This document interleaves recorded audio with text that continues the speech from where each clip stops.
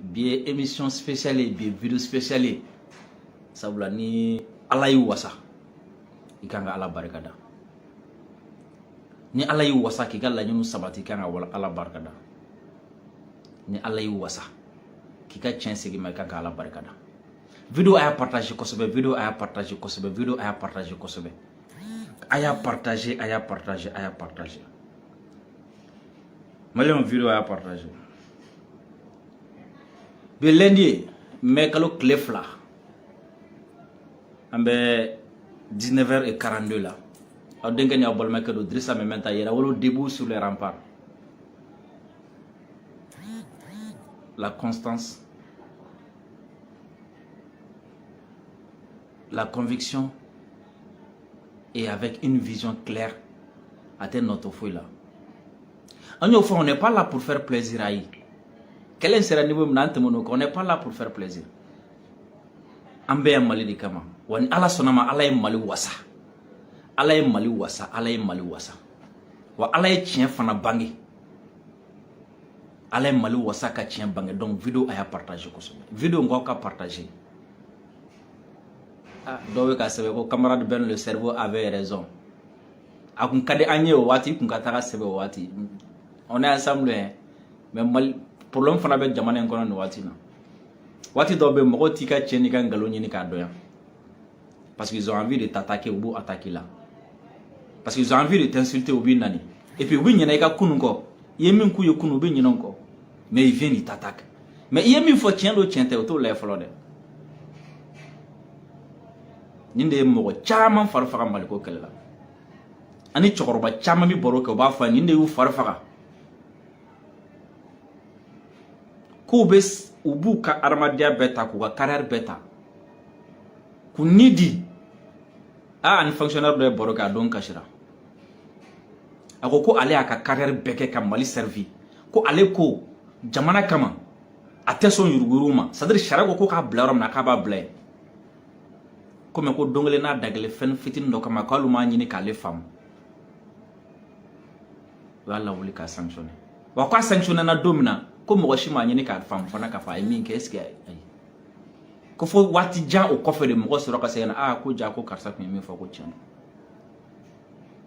ne ko ma ngon fa ni ye chen fo mo jamana wati dala mabiti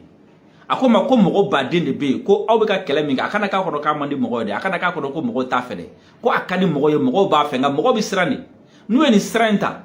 dono bna ke malo munu fleto bna mu fuma o kelen ko ka carrière sacrifier o kelen ko ka vie sacrifier o kelen ko ka nafolo sacrifier o kelen ga baro ko ka je dogonu nu fombe ko dongle na dagle malom na mu fuma buna na mu kula ko odela o bisra anga mangofa anga jeni oyi wala sanga bo malona bibi na mika kuma ofo watimina ama intara nyere bla modubo ke takasilla kanansi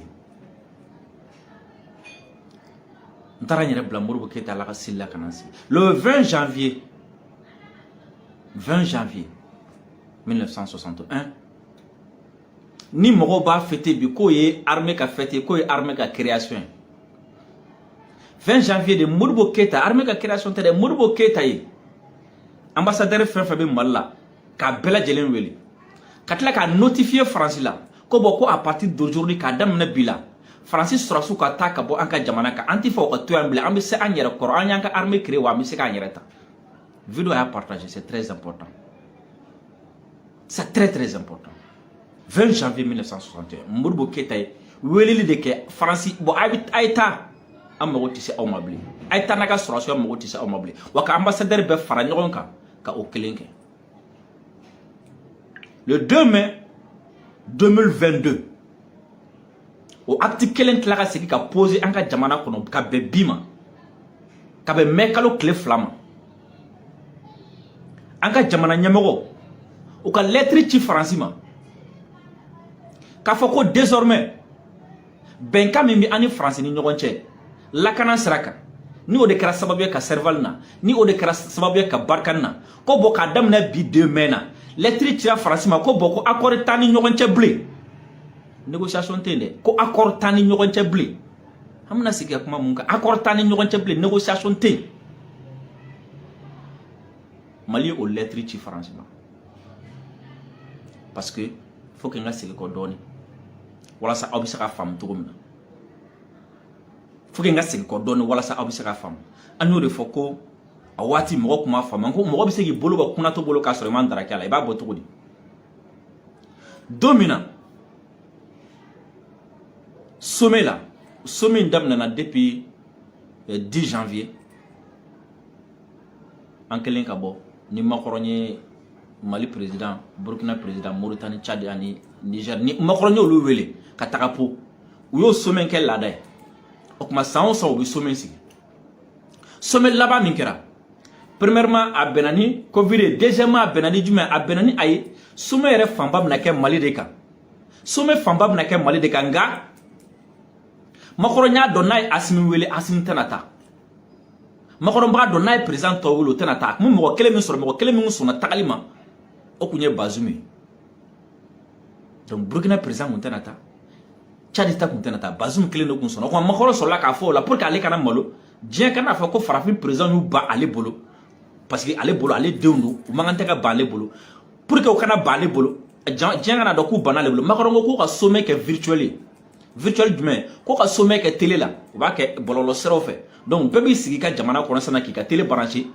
o kuma application ti ñoko donc avec na fa na ñebe ñoko nan sigle me réunion na nga ko aye Bazoum invité spécialement nga yana ka Bazoum invité ni doina aye mun ke folo aye asim de invité spécialement vidéo ya partage bita c'est très important makoronya ñini Assimi Goïta de fe folo ko ba ko sommet memina ka ko akadi ale Assimi Goïta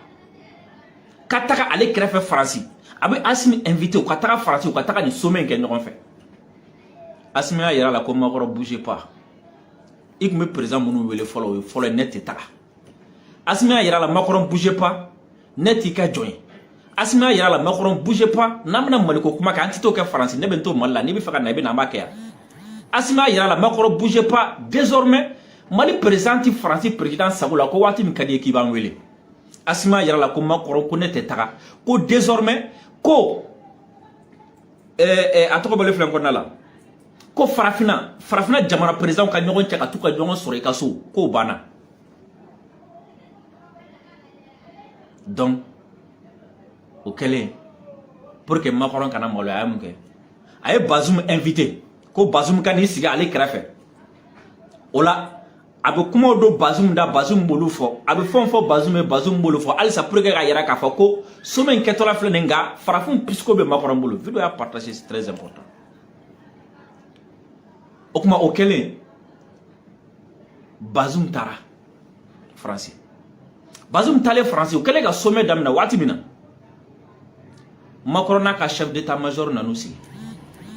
Macron n'a ka chef d'état-major nalen u sigi Macron ko ale ka chef d'état-major ko plan do bo bolo o plan mi Macron nana kana o plan ɲɛfɔ chef d'état-major fana particulier fana ɲɛfɔ ko plan jumɛn ko désormais comme déjà serveur yɛlɛmana ka kɛ Barkani ko bon ko ni bi bɔra ko bɛna Barkani yɛlɛma ko ka kɛ Takuba ye ko bɛna kɛ Takuba ye u bɛna kɛ tan u bɛna kɛ tan u bɛna kɛ tan u bɛna kɛ cogo min na Macron de ye farafina an ka jamana ɲɛmɔgɔw sigilen to avec Assimi autre la ko bon ko désormais Barkani bɛna yɛlɛma ka kɛ Takuba a bɛ yɛlɛma ka kɛ nin kɛcogo la k'a sɔrɔ a ma sara Mali la a ma sara Burkina la a ma sara Niger la a ma sara Tchad la a ma sara Mauritanie na Macron kelen k'a ka kuma fɔ ka ban Assimi kuma ta Assimi ko monsieur le président avec tout le respect que je vous dois e bɛ ka kɛ cogo min na a tɛ kɛ tan nin tɛ a kɛcogo ye wa ne tɛ sɔn nin ma ne tɛ jɛn nin munna an bɛ ka Maliko kuma de fɔ o Maliko kuma Faransi sɔrɔsi dɔ tɛ se ka t'i sigilen to ko ale chef d'état-major ye ko ale b'o ko labɛn k'a sɔrɔ a ma ne ɲininka ne ye sɔrɔsi de ne ye terrain de kɛ Faransi sɔrɔsi ye Mali dɔn cogo a tɛ se ka dɔn ka tɛmɛ ne kan ne ye sɔrɔsi de ne ye terrain de kɛ wa ne de Mali ne de Mali président ye e tɛ se k'i sigi yen nɔ ni fɔra sommet de senfɛ ta fɛ Assimi ko aw tɛ se ka sigilen to Faransi ka fɛn dɔ dilan Mali kun kan k'a sɔrɔ ne t'a kalama ka fɛn dɔ dilan Mali kun kan k'a sɔrɔ aw ma sara ne la k'a bɛ Barkani yɛlɛma k'a kɛ Takuba ye k'a sɔrɔ aw ma ne ɲininka ni a bɛ bɛn aw ma wa a tɛ bɛn aw ma k'a sɔrɔ aw m'o fɔ aw m'o ɲininkali kɛ aw bɛna Barkani yɛlɛma k'a kɛ Takuba est ce que anw y'a fɔ ko an mago bɛ Takuba la wa est ce que anw mago yɛrɛ bɛ Barkani na wa wa an bɔra kalama yɛrɛ ko a ka sɔrɔsi minnu bɛ yen u bɛ fɛn caman kɛ fɛn minnu tɛ fɛn kɛtaw ye u bɛɛ yan nɔ u tɛ anw bonya munna ko parce que ko accord dɔ bɛ an ni ɲɔgɔn cɛ ko bɛnkan dɔ bɛ an ni ɲɔgɔn cɛ ko France président Mayende ko min y'a to e nin bɛɛ kɛ parce que ko bɛnkan dɔ de b'a ni ɲɔgɔn cɛ ni o de y'i bila nin bɛɛ la bon k'a daminɛ bi la o bɛnkan yɛrɛ anw tɛ an yɛrɛ ye a kɔnɔ bilen ni o ye accord min b'a ni ɲɔgɔn cɛ ko Mali tɛ a yɛrɛ ye a kɔnɔ bilen Assimi ko ten ni Mali ta a yɛrɛ ye a kɔnɔ mun bɛ kɛ ko bon ko ni bi tɛmɛna an bɛna sigi ka falen don a sɛbɛnfura ko la fɛn fɛn bɛ yen n'a tɛ Mali arranger fɛn fɛn bɛ yen ni Mali ka intérêt t'a la an b'o bɛɛ lajɛlen bɔ a la o la an b'a bɛɛ Mali ka hɛrɛ ma o fɔlen sommet tiɲɛna Macron ko k'ale m'a faamu kosɛbɛ et bizarrement Bazoum de kuma ta ye ko effectivement ko bon ko Assimi ka fɔ cogo min na bon ko il va falloir que Macron k'a kɛ tan dɔɔni Macron k'a yɛlɛma dɔɔni ka essayer ka Assimi défend kɛnɛ ka ɲi bizarrement u tilalen o sommet na a na kɛ n'u tilalen sommet na comme le fait que Bazoum ye Macron contredit ou président duuru cɛla ni u ma bɛn Macron ma a na kɛ n'u tilalen sommet na ni a tɔgɔ bɔlen filɛ n kɔnɔna la ni Macron ye Bazoum dɔgɔya k'a bagabaga u tilala sommet la dɔrɔn conférence de presse min bɛ kɛ o kɔfɛ Bazoum ni Macron taar'i jɔ Bazoum sɔrɔla ka Mali dɔgɔyali daminɛ depuis o don fo bi a ma Mali dɔgɔyali daminɛ donc yen nɔ de Assimi y'a ɲini ko accord min b'an ni ɲɔgɔn cɛ ko ka falen don a la stratégie kun ye jumɛn stratégie kun ye jumɛn vidéo y'a partagé très important stratégie kun ye jumɛn ninnu nakun dɔ de b'u la ɲinifɛn dɔ de b'u la ɲinifɛn dɔ de b'u la accord min b'an ni ɲɔgɔn cɛ fɛn dɔ de b'a to u sinsinnen don o accord in kan parce que u bɛ fɛn dɔ sɔrɔ a kan u bɛ fɛn fɛn sɔrɔ accord in na an k'a bɛɛ tigɛ ka bɔ a la fɛn fɛn bɛ kɛ sababu ye n'u o bɛ kɛ sababu ye ko Faransi sɔrɔdasiw to Mali la ko an k'o yɔrɔ bɛɛ tigɛ ka bɔ a la fɛn fɛn bɛ kɛ sababu ye n'u o bɛ privilège di Faransi sɔrɔdasiw ma Mali la an k'o bɛɛ tigɛ ka bɔ accord la o tuma Faransi sɔrɔdasiw u tɛna to an fɛ yan bilen u sago tɛna kɛ Mali la u sago tɛna kɛ Mali territoire o ɲɔgɔnna ninnu b'a kɔnɔ u y'o bɛɛ bɔ a kɔnɔ donc sommet bannen Mali ɲɛmɔgɔ ye bataki kɛ ka ci Faransi ɲɛmɔgɔ ma ko bon ko a ka di anw ye désormais comme an y'a fɔ fɔda de la i n'a fɔ Macron fɛ Assimi delila k'a fɔ cogo min na a ko Macron taar'i sigi télé de la ko k'a fɔ ko coopération min b'ale ni Mali ni ɲɔgɔn cɛ ko ale b'a suspend ko a b'a ɲɔngiri fɔlɔ ko k'a sɔrɔ n'i b'a ɲɔngiri walima n'i bɛ bɔ a la i bɛ sɛbɛnni de kɛ k'a ci ko Macron b'o kɛ don min na a ma sɛbɛnni kɛ k'a ci anw ma wa fo bi a ma sɛbɛnni kɛ k'a ci anw ma donc ko a kelen y'a sagona da fɔ min ka d'a a y'a fɔ mais ni cɛ don a kan ka sɛbɛnni de kɛ k'a ci anw ma donc an ka jamana ɲɛmɔgɔ ye sɛbɛnni kɛ k'a ci Faransi ma k'a yir'u la k'a fɔ ko bon ko Mali bɛ fɛ bɛnɲɔgɔnya sɛbɛn min b'an ni ɲɔgɔn cɛ ka falen don a la k'a yɛlɛma wa sɛbɛn sariyaw ko accord in sariyaw ko ni mɔgɔ min bɛ fɛ falen ka don accord fan min na walima n'i bɛ fɛ k'a ko dabila k'i k'a fɔ kalo 6 ka kɔn a don ɲɛ c'est à dire ni e bɛ fɛ falen ka don a la sisan an tɛ mɛn la i b'a fɔ kalo 6 ka kɔn mɛn ɲɛ o kuma ni mɛn sera ni kalo 6 dafara an b'an sigi an bɛ kuma wa ni e y'a fɔ fana kalo 6 ka kɔn a don cɛ ni a tigi ma fɛn fɔ ni a tigi ma jaabi kɛ ni kalo 6 dafara o b'a yira k'a fɔ ko bɛnkan tɛ aw ni ɲɔgɔn cɛ bilen donc sɛbɛn kɛra k'a ci Faransi ma ka yira Faransi la k'a fɔ ko an bɛ fɛ ka falen don an ka sɛbɛn na Faransi ye sɛbɛn minɛ k'a bila yen a ma fɛn fɔ a ma kuma a ma fɛn fɔ Faransi ye sɛbɛn bila yen a ma fɛn fɔ fo don min na ni Faransi bɔra k'u ka manamanakan fɔ k'u bɛna taa n'u ka sɔrɔdasiw ye ni an ka jamana ɲɛmɔgɔ bɔra ka communiqué kɛ k'a fɔ ko Faransi sɔrɔdasiw kana si à partir d'aujourd'hui k'u kana si yan bilen k'u k'u ka minɛnw cɛ sisan ka taa ni saya tɛ olu ma toli bɛ anw ma o dugusajɛ o tile 2 de kɔnɔna la Faransi sɔrɔla ka sɛbɛn ci ka na k'u bɛ fɛ sisan o ni Mali ka sigi ka kuma mun na parce que u dɛsɛra mun na parce que u kamana gana parce que u kun t'a dɔn ko in sera yɔrɔ o yɔrɔ a tɛmɛna yen bɛɛ kan an y'o de fɔ ko an ka jamana ɲɛmɔgɔ bɛ ka stratégie min utiliser Faransi contre o ye jumɛn o ye Taïchi o ye Chitokani ye c'est-à-dire o ye armaso dɔ bɛ t'u tɔgɔ dɔn i bɛ adversaire fanga de kɛ k'a yɛrɛ kɛlɛ i ni mɔgɔ min bɛ ɲɔgɔn na i b'a fanga de kɛ k'a yɛrɛ kɛlɛ k'a fanga kɛ k'a yɛrɛ bana o ye jumɛn a ma se i t'i bolo bɔ a nɔfɛ t'i sen bɔ a nɔfɛ tɛ baara ca fɛ nka n'a tigi girinna k'a b'a tɛgɛ fili ma a tɛgɛ ni fanga bɛ na a yɛrɛ ni fanga min bɛ na n'i y'i cɛ dɔrɔn ani fanga min bɛ na i b'i bolo kɛ k'a pusi dɔɔnin dɔrɔn a bɛ taa bin a da kan donc an ka jamana ɲɛmɔgɔ y'o stratégie de adopté ni Faransi o de la o don na Faransi journaliste ko Assimi t'a bolo ko Poutine t'a bolo ko Assimi ka jate Poutine ka jate ko Poutine Poutine asimi fonctionner trop de ko Poutine be fonctionner trop ko nous bede ka fonctionner trop ekele ko nous be ka ko ka trop ekele ko nous be ka ko ka trop ekele donc tisira tinale angele nga fo ko ka ta ka ba wa soro Mali est adamene folo ministre de la folo anga colonel Silasio Sadio Camara kelen ka opération spéciale damene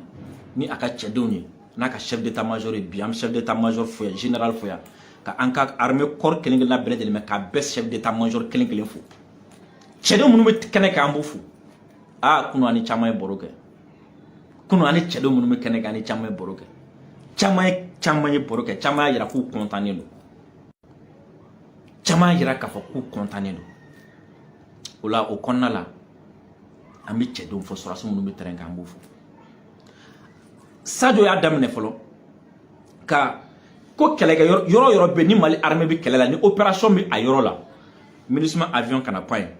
ministre mobile kana sey barkan avion kana pain barkan avion kana sey français avion kana pain français avion kana sey takuba kana pain takuba kana sey G5 Sahel o IETMA ko sorati fefe bi Mali kono ni dunado ko Mali kelege domi kelege dagaw dagala ni kelebe ko ashi ka mobile kana sey ko avion kana sey o digra ministre la o digira France la o digira u bela jelena o digira u bela jelena o kelen ministre e bolobol damne men kale aw yembe ministre nyamoko do ay min ka ka chakalo sabayi ko ale ni abi fedron ministre nyamoko ya nyamoko ba ko abi fedron ale ni Sadio ka sigi ka kuma dron Sadio masonka audience accordée atara do ministre woro ka taka do mogore ka ku ka delike Sadio ka ke alaka ma ale ni Sadio ka sigi ka kuma dron Sadio ma audience accordée o kuma ministre nana del damne France nana del damne ku ka to parce que ko olu ka mogo bi yoro do la ko dumuni ko bula o tse ka dumuni ta ka ta duma duguma na sarafe a furakeli mogo fana bula o tse ka ta fura duma duguma sara donc ko o tse ka dumuni soro o tse ka fura soro ni avion te donc ni olu ka avion tse ka pan alolu tna se ko ka mogo furake ble donc o tara deli damna ka ta do dien président woro ka ta do dien jamana woro ka ta do fo Nations Unies na ko ka Mali deli Mali ka to ka avion ka se ka ta dumuni du ka mogo madron ani fura du ka mogo makasi anga nyamo ko ni dumuni ni fura do o ti bashenga na bo ke amba tatalo la jamba sikitolo la ou profiter au fana fait nous bita dumuni di lo banga mogo espionner nous bita fura di lo banga mogo espionner mogo yu fle donc ni bekera mi ka chronologie de di awma mi ka hakla dige ko nun temana tugumna ka tugumna donc accord dun konna la Francis sura sokun ya mara bubulu yoro min kadu yobi tay wati min kadu yobi tay angu sengena jamana kono ko anga jamana ko burujara anga jamana ko sengena ni yoro min kun kadi Francis sura su yobi tay ni avion yoro min kadu yobu ka avion pangata wona kadu yo domina ala nyere ka avion ti saka pa anga jamana kuna tellement que o kun kelo no ka accord ta ka a bere be wira ma ku sago dwal ali fonti accord kono no kumi ka beke ni na fo sano ni anga avion mi faka wuli ka bo Sévaré 600 ka taka gawo fo France de ka autorisation ni ka fa ko anga avion mi saka bo Sévaré ka taka gawo ka so kun ta avion kono o kun ta accord kono yolu be do accord kono la parce que ko lu be soit nous ma fa ko be entraînement na wa fa ko ka minondo siglo ko bu tester na nga avion pana ka be chenike donc depuis makoro ya ka mana kan fo anka mo yini tigaw la fo ka avion te pan o avion te pan kele o flana djuma tukun a foru fana ni Francis sura su be fa ta opération ka yoro mina ko ay ba sara awna de aka sura su be fa ta ni yoro na donc a kona ta aw kun femble alors que akoru la a kun fora de ko Francis sura su ka liberté de mouvement mo anu ye mo fa mal lo tinyangi donc a jete mi nga jamana nyam ko min kula fon fon bi diruma accord kono ya be bo sula kelengel donc o la kun dimina kun tika jabelike donc wu dadi donc anga jamana nyam ko yi a fuye amina fali kalo woro de be awbulu donc ni kalo woro kun dafara ya rien ni kalo woro dafara ya rien donc o ma son ga fenfo on na bo kono sana ka bim kono ka bi janfon kono la ka bi manipulation kono la ka bi tokochon kono la ko ka taga CEDEAO bla malla yo ha damna yene yende utara CEDEAO bla malla ka taga do Nations Unies na ka taga do dien fambe fe ka dien be bla malla ka Wagner ko kuma gan ka fembe ga abe kun juma parce que Mali ye ni be mine ula donc u tokotien damna ko angu tokotien angu bagabaga angu mangu tuche wala sa u ka segi kana ama nganu yo ko ke o ya juguya o yo ko ke o ya la juguya donc don min na ni an ka jamana ɲɛmɔgɔ ye communiqué kɛ ni Abdoulaye Mayiga bɔra ka communiqué kala télé la gouvernement tɔgɔ la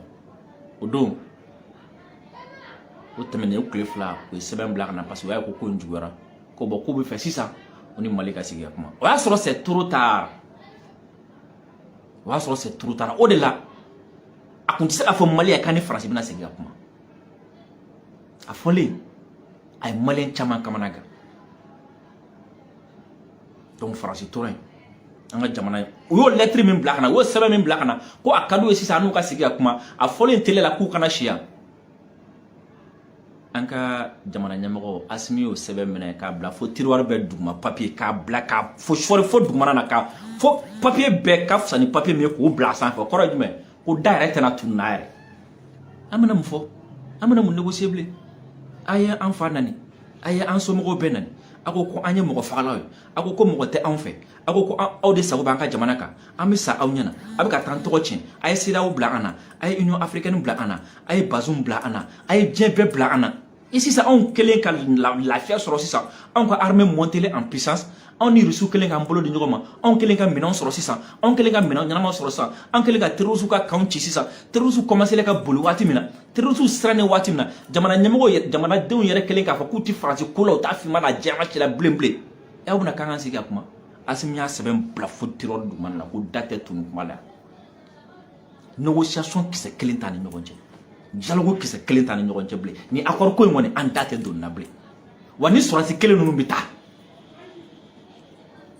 ni sɔrɔdasi kelen ninnu bɛ taa o tɛmɛnen kɔsɛ na aw y'a ye RFI ni France 24 datugulen Faransi commencera ka dalaɲini daminɛ tuguni u ye avion ta k'u n'u Mirage 2000 yala yala an ka jamana kɔnɔ ka na espionnage kɛ o tɛmɛlen kɔfɛ Faransi ye gosi k'a espionner ka a image bila internet kan Faransi y'an ka sɔrɔdasiw tatɔla filmer k'a bila internet kan an ka jamana ɲɛmɔgɔ kelen ka o protester a don ne yɛrɛ fɛ n ko jamana ɲɛmɔgɔ ka bɔ n k'u ka communiqué kɛ heureusement o y'a kuma mɛn o bɔra ka communiqué kɛ Abdoulaye Mayiga bɔlen télé la ka communiqué kɛ Faransi ɲɛmɔgɔ ye mun fɔ ko olu ma sariya kisɛ kelen sɔsɔ parce que ko accord de bi olu ni Mali ni ɲɔgɔn cɛ ko accord in bɛ olu yamaruya olu ka se k'u ka avion pan a tulo bɛ k'u la ko accord b'olu ni Mali ni ɲɔgɔn cɛ ko o bɛ olu yamaruya k'u ka avion pan an ka jamana ɲɛmɔgɔ fana ko komi aw tɛ malo aw tɛ saamɛ aw tɛ sira Ala ɲɛ aw tɛ Ala bonya aw tɛ adamadenya bonya accord ko kuma an bɛna kuma ban sisan o kuma bi n'i y'a ye aw bɛ taa fɔ ko a b'a ka avion pan ne yɛrɛ b'a fɔ a ka sɔrɔdasiw don ta o bɔ ta o ye ko halisa komi accord min ni de facto n'a kun banna nka n'an kun bɛ ka waati kɔnɔ pour que k'a yira aw la o min bɛ yen dɛ o yɛrɛ tɛ bilen an ka jamana ɲɛmɔgɔ ye sɛbɛnni kɛ k'a ci Faransi ma bi ko bɔn ko accord ti ani ɲɔgɔn cɛ bilen accord min signé na ni bandaw y'a bolonɔ bila a la ko o accord in banna bi a banna sini a tɛ yen bilen accord ko kuma ko a kuma bilala yan a film banna yan a film tournela yan Ala ka hinɛ Jelibaba Sisoko la bi tarata su baro banna yan bi yɛrɛ tarata su do bi tarata su baro banna yan fo tarata wɛrɛ o kuma 20 janvier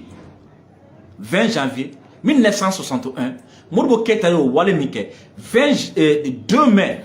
2022 o waleya kelen de reproduilen filɛ nin an ka jamana kɔnɔ contre la France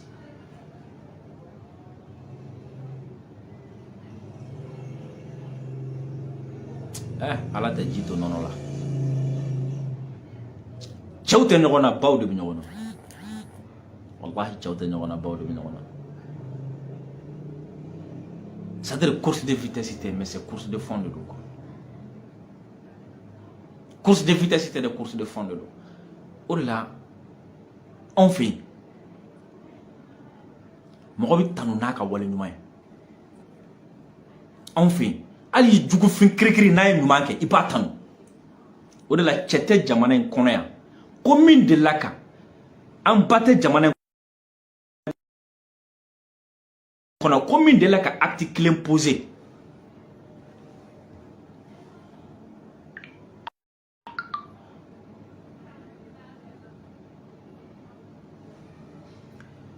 Combien de la ka acte kelen posé Mali kono yan ko bi Mali défend ko bi Mali ka intérêt défend ko yɛrɛ wolo debout sur le rempart ma bɔ ka déclaration spéciale qui soutenu a tɛ yan a tɛ gouvernement kɔnɔ a tɛ président na a tɛ ministre la a tɛ député la yɛrɛ wolo debout sur le rempart a bɛ sigi don min na honorable Moussa Diarra min ni o y'an ka mɔgɔba ye bi a tun tɛ yɛrɛ wolo debout sur le rempart la honorable Diarra tun bɛ RPM de la IBK ka parti de la olu de tun bɛ fanga la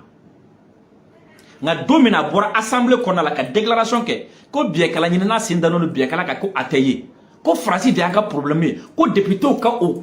dɔn ten u ka kuma mugu fu in dabila o don yɛrɛ wolo wulila ka taga honorable Diarra fɛ ka taa fɔ k'i ye nin min kɛ an b'i kɔ bi an b'i kɔ sini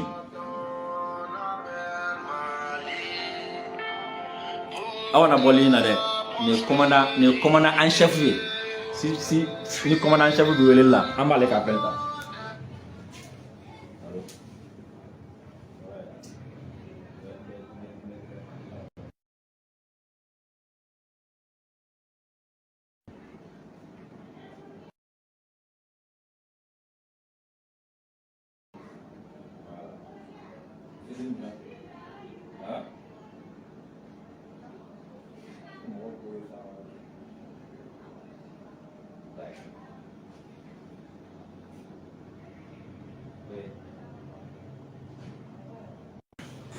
avec tout c'était un peu urgent donc en taara ale fɛ o don k'a fɔ Toumani Jimbe Diallo pareil fo kana se an ka premier ministre russophone ma n'o ye docteur Choguel Kokala Maïga cɛw cɛ ni ko kɛ jamana in kɔnɔ ko b'a la yɛrɛ wolo bi fo wa fana mɔgɔw k'a dɔn k'a fɔ ko c'est-à-dire n t'a dɔn ni aw hakili b'a la kuma dɔ fɔra CNT kɔnɔ o don vidéo a y'a partager n bɛna aw hakili jigin nin yɔrɔ in na kuma dɔ fɔra CNT kɔnɔ c'est très important ko in juguyalen embargo sigilen Mali kan ko plan de riposte min taara premier ministre de kuma fɔ docteur Choguel Kokala Maïga a ko plan de riposte min taara a ko plan de riposte ko a bɛ président de la république dɔrɔn de bolo ko wa ko a b'a labɔ au moment opportun wa ko bɛ nin kɔfɛ minnu ka bon ka tɛmɛ nin kan ko bɛ nin kɔfɛ minnu ka bon ka tɛmɛ nin kan o la mɔgɔw k'a dɔn k'a fɔ ko ni fɛn o fɛn bɛ yen ni a nafa tɛ se Mali ma n'a nafa tɛ se Mali révolution ma jamais yɛrɛ wolo debout sur le rempart tɛ bɔ k'a fɔ mais ni yɛrɛ wolo bɔlen k'i da don kuma o kuma la ka déclaration fɛn o fɛn kɛ ka kuma o kuma fɛn o fɛn fɔ c'est que c'est sûr an tigɛlen ba ka de k'a fɔ ni nin ma fɔ dɔrɔn a maɲi il va falloir que mɔgɔw k'o yɔrɔnin faamu donc ko bɛ yen min ni tɛ kelen ko wɛrɛw bɛ yen min ni tɛ kelen donc alhamdulilayi rabbil alamin an bɛ ala fo ka ala tanu an bɛ ala fo ka ala tanu an ka jamana ɲɛmɔgɔ fɛn o fɛn bɛ yen ko min ye virgule placé nin ko in na de A à Z an b'a bɛɛ fo jamanaden fɛn o fɛn bɛ yen ko min ye virgule placé nin ko in na de A à Z an b'a bɛɛ fo wa an b'an ka diaspora fo k'an ka diaspora remercier nin ko in na malien minnu bɛ kɔ kan minnu bɛ Faransi minnu bɛ Amérique minnu bɛ Côte d'Ivoire minnu bɛ Burkina minnu bɛ Angleterre minnu bɛ Canada minnu bɛ Belgique malien bɛ yɔrɔ o yɔrɔ Arabie Saoudite chinois fɛ Inde jamana malien fɛn o fɛn bɛ kɔfɛ an b'a bɛɛ fo parce que kɛlɛ in ka se ka yan sɔrɔ aw jɔra aw jɔyɔrɔ la jamana ɲɛmɔgɔw ja ka se ka gɛlɛya aw jɔra aw jɔyɔrɔ la sinon ni aw kun siranna ko nin ko min filɛ nin ye senna ko ni Mali ɲɛmɔgɔw ma nin dabila ni Assimi ma nin dabila ko aw bɛna gɛlɛya sɔrɔ Faransi aw kun bɛ se ka muruti o ko Assimi ka nin ko in dabila aw kun bɛ se ka muruti o k'a ka wari cili dabila ka na Mali la n'o kun kɛra manifestation kun bɛ gɛlɛya Faransi kun b'o ta k'o kɛ prétexte ye an ka kɛlɛ kun bɛ tiɲɛ an bolo nka aw m'o kɛ dɛ aw yɛrɛ waati dɔ la fo aw yɛrɛ dusu kasi ka tɛmɛ anw kan aw a ka di aw yɛrɛ Faransi ko in ka ban bi ka tɛmɛ anw kan donc an b'an ka diaspora fo kosɛbɛ nin yɔrɔ in na an b'a fɔ ko kɛlɛ in wallahi n bɛ n kale aw ye anw tɛ fara mɔgɔ k'a ka jamana in ci wa an tɛ mɔgɔ de dɔn ko mɔgɔ min an ka di an man di ko i ye acte dɔ poser hali n'a sɔrɔ san 100 de bɛ ni kuma t'an ni ɲɔgɔn cɛ ko i ye acte dɔ poser ko jamana in ka hɛrɛ b'a la ko a bɛ jamana in jugu lajaba wallahi sini sɔgɔma an bɛ bɔ k'i sankɔrɔta k'i yira diɲɛ bɛɛ la wa ni cɛ o cɛ ko diɲɛlatigɛ la ko a bɛ fitinin tigɛ i kunsigi la o tigi bɛ anw jɔlen sɔrɔ yen mais an fana tɛ se ka to ten k'a fɔ ko min ka di jama ye waati min na dɔrɔn k'an k'o fɔ n'an y'o kɛ anw ye aw janfa parce que kɛlɛ san 3 kɔnɔna la an b'a dɔn min bɛ a kɔnɔna la an b'a dɔn kɔlɔlɔ min b'a la sini ni anw ye fɛn ye min man ɲi aw ma min man ɲi jamana ma ni an y'an da de k'an sigi an ye aw janfa a bɛ se ka kɛ mɔgɔ caman tɛ se k'a faamu waati dɔ la mais tile damadɔnin kɔfɛ u b'a faamu k'a fɔ ko ni ninnu kuma nin kɛ tiɲɛni dɔ tun bɛ k'a la ni ninnu kuma nin fɔ tiɲɛni dɔ tun bɛ k'a la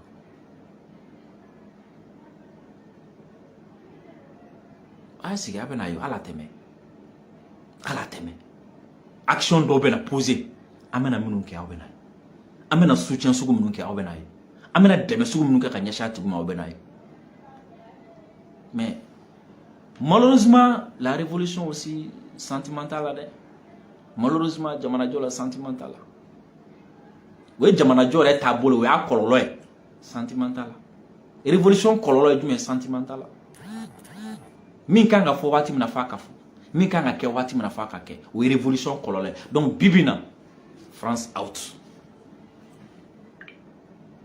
wa san b'a sɔrɔ France ɲɛmɔgɔw u kamana gannen don u t'a dɔn u bɛ min kɛ bilen u t'a dɔn u bɛ t'u komi u t'a dɔn u bɛ t'u jaabi sisan b'a sɔrɔ jatigɛ dɔ b'u kan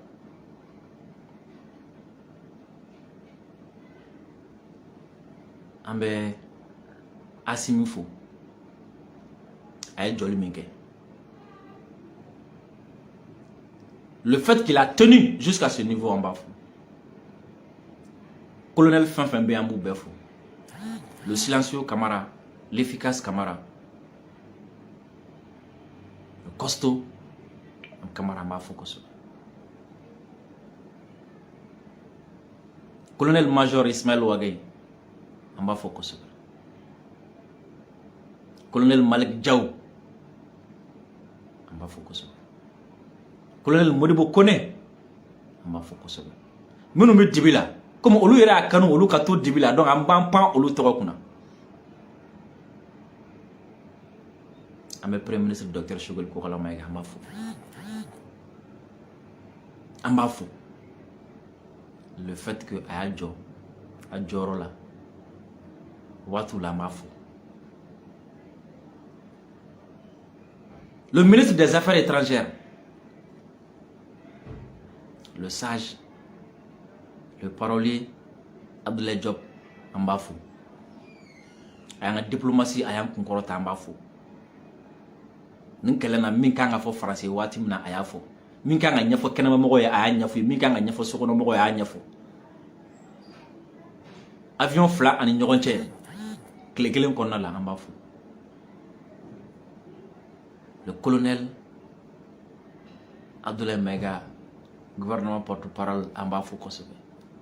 n'i y'ale sigilen télé la dɔrɔn i bɛ content parce que i b'a dɔn ci de bɛ yen je vous jure n'i ye Mayiga sigilen télé la dɔrɔn c'est que ci dɔ bɛ yen ka di faransi ma ni n'ale sigilen dɔrɔn n bɛ content quoi je suis content an b'a fo kosɛbɛ ale fana a y'a jɔ a jɔyɔrɔ la dame de fer min bɛ baara ban ka t'i sigi so kɔnɔ mɔgɔ t'a dɔn k'a ye fɛn kɛ min bɛ connexion établi k'a sɔrɔ mɔgɔ t'a dɔn k'a ye fɛn kɛ démarche min kan ka kɛ min b'a kɛ mɔgɔ t'a dɔn k'a fɔ k'a ye fɛn kɛ ɔ ko mɔgɔ yɛrɛ b'a fɔ nin yɛrɛ bɛ yan mun na yɛrɛ ne ye madame Wadijɛ Funɛ Kulubali muso ka ministre mɔgɔ t'a dɔn ne b'a dɔn a bɛ ka rôle min jouer mɔgɔ t'a dɔn ne b'a dɔn a bɛ ka rôle min jouer nin ko in na dugutilafɛ voyage Faransi ka taa wallahi a ye rôle min jouer ala b'a dɔn ale b'a kalama jamana ɲɛmɔgɔ b'a kalama ne b'a kalama an b'a fo Yarawolo debout sur le rempart an tɛna se ka bɛɛ ta tɔgɔ ma commandant chef Adama Ben Jara Ben le cerveau Union européenne jɛra ka cɛ kelen min sanctionné parce qu'il est révolutionnaire an b'a fo nin kɛlɛ in daminɛnen jakulu ti Mali la k'an ye min wele ko min mana an bɛ bɛɛ fo Yarawolo tɔgɔ la n bɛ bɛɛ fo an ye commerçants wele u nana an ye consommateurs wele u nana an ye transporteurs wele u nana lutteurs traditionnels an wele u nana an ye syndicalistes wele u nana an ye sherifu ka mɔgɔw wele u nana an ye diinɛmɔgɔw wele u nana minnu sera ka na kɛnɛ kan olu nana kɛnɛ kan minnu ma se ka na kɛnɛ kan u tora dugu kɔnɔ alimamu ye baara kɛ misiri kɔnɔ juma o juma kutubaw b'a sigi u bɛ ɲɛfɔli kɛ mɔgɔ ye an b'a fo surtout a jeunesse an b'u fo nin kɛlɛ in na mɔgɔ o mɔgɔ ye rôle joué an bɛ bɛɛ fo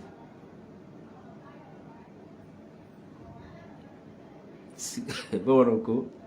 sigiɲɔgɔnsɔn fo dala teliya dɔrɔn n'aw mɛnna sigi la aw bɛ ye